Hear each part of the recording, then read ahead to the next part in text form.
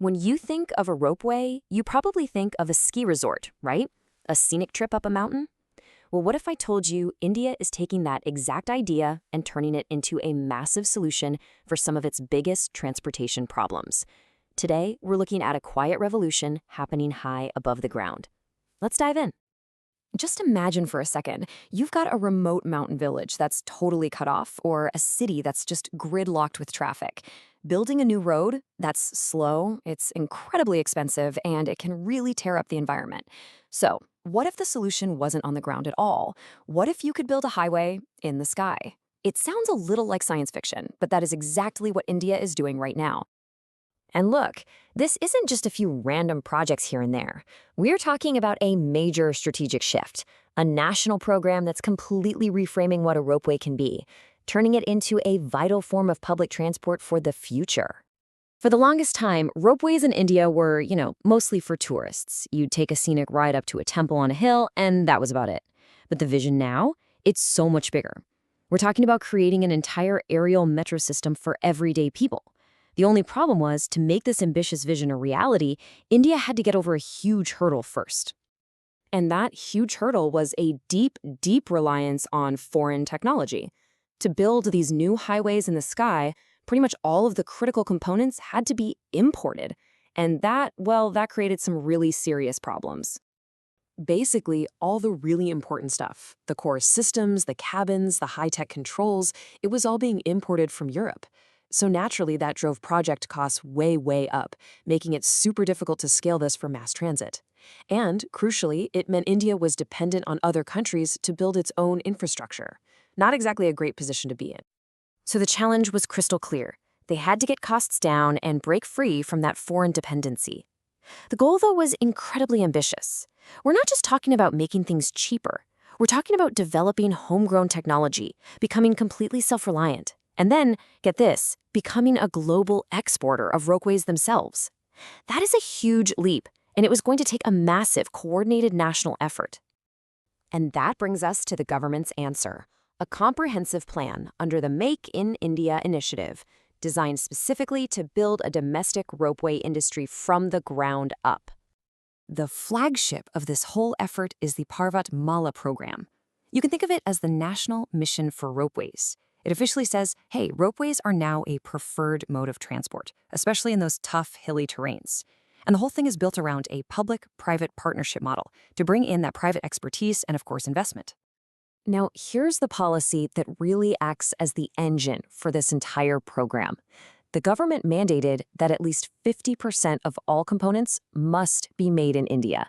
This wasn't a suggestion, it was a requirement. It was designed specifically to force the creation of a domestic supply chain for everything, from the simple parts to the most complex control systems. To get private companies on board with all this, the government also introduced a new funding structure. It's called the hybrid annuity model, but in simple terms, it just means the government fronts 60% of the construction costs. This massively lowers the risk for private investors, giving them a really powerful incentive to partner up and help build this new industry. So, you have the policy and you have the funding in place. But is it actually working? To see the results in the real world, let's look at a company right at the heart of this transformation, M&M Ropeways. They are a prime example of an Indian firm stepping up to meet this national challenge. First off, this isn't some new startup. M&M brings over 3 decades of experience to the table. That's 35 years spent building a really deep well of expertise in a very specialized field. And in that time, they have built an incredible track record, successfully delivering more than 114 different ropeway projects all across the country. And they have proven they can handle the absolute toughest conditions on Earth. Their highest installation sits at a staggering 18,000 feet in temperatures that drop below minus 35 degrees Celsius. Just wild. So what this all adds up to is a complete end-to-end Indian solution. From the initial design and engineering to manufacturing in their own facilities, all the way to installation and service. They handle the entire process. This really proves that made in India can mean world-class quality that meets global standards. And this capability serves an incredibly diverse range of needs. On one side, you've got passenger ropeways for things like urban mobility and tourism. And on the other, you have these heavy-duty material ropeways for industry, mining, and even creating absolutely critical supply lines for the Indian Army in remote border regions. The success of companies like M&M, powered by the Parvatmala program, points to a very, very exciting future, and not just for the company, but for the entire country. I mean, the payoff here is enormous. You're looking at large-scale job creation in both manufacturing and operations.